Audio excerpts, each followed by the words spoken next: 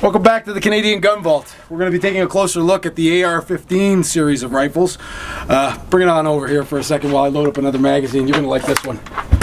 So what we have here is a faithful recreation of a 1969 XM177 rifle, with the exception of the auto sear. This gun does not have full auto capability, but for all intents and purposes, it's the real deal. You've got almost entirely Colt parts comprising its being, save and except a modern produced moderator on the end and a Daniel Defense barrel. This thing is completely made out of 1969 vintage Colt parts. And then of course on the bottom here we've got an AR-3 enhanced lower receiver with an improved trigger group.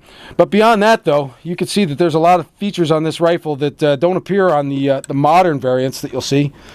But it's definitely a fantastic shooter. We're enjoying this. I can't wait to hit some of that steel again.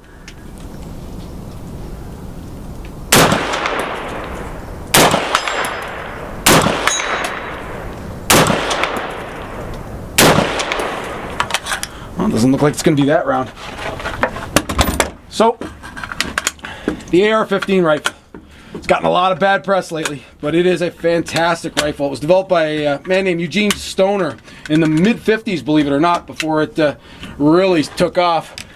Saw development and was put to use in the Vietnam War in 1964. They're still making it today. Everybody and their brother's making some version of this gun, and I can see why.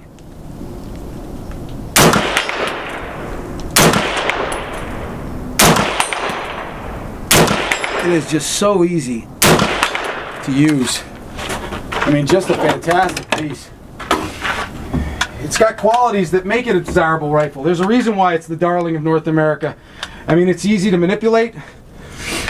The recoil is soft. You know, the round is hard hitting at acceptable ranges. I mean, it was designed to be used by 19-year-old boys in Vietnam. They wanted to make it easy to strip down and maintain.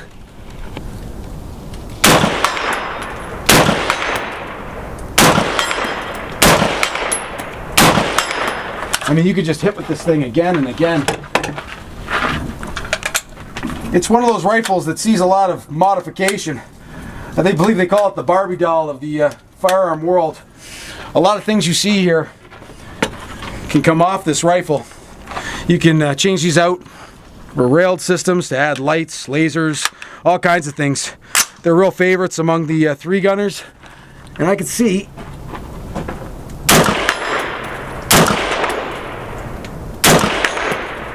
even the little ones have trouble escaping this thing. You know what? I'm going to take her out to 200 yards. See how she fares out that way.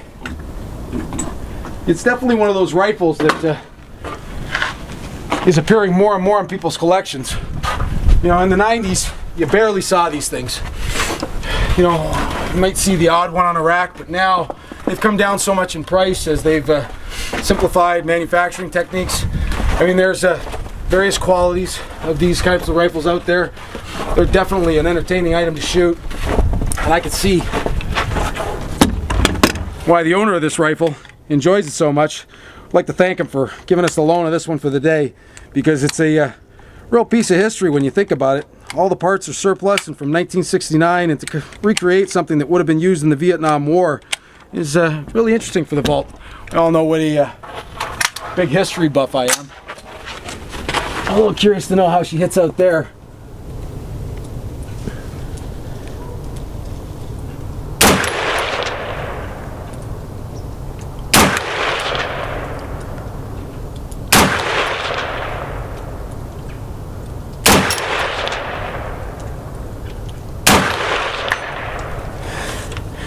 Doesn't quite hit with the same kind of punch out at 200.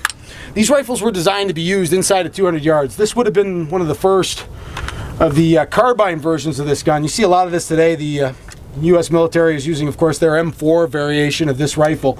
I mean, it's very popular with the masses. It's gotten a lot of bad press. I'm sure there's a team of anti-gunners that would love to see it banned. The truth is that it's limited to 5 rounds, just like any other semi-automatic centerfire rifle, and it's firing a cartridge that's no more powerful than the types of items that we've seen for decades in traditional hunting practices. Just an easy gun to shoot, a lot of fun to run, and now not too expensive. So this would definitely come with the Canadian Gun Vault's highest level of recommendation. We certainly have enjoyed it, and we'd like to thank the owner again, right, for giving us the use of this one. So we hope you've enjoyed this week's episode of the Canadian Gun Vault and the XM clone. And don't forget to like and subscribe. And as always, shoot straight, stay safe.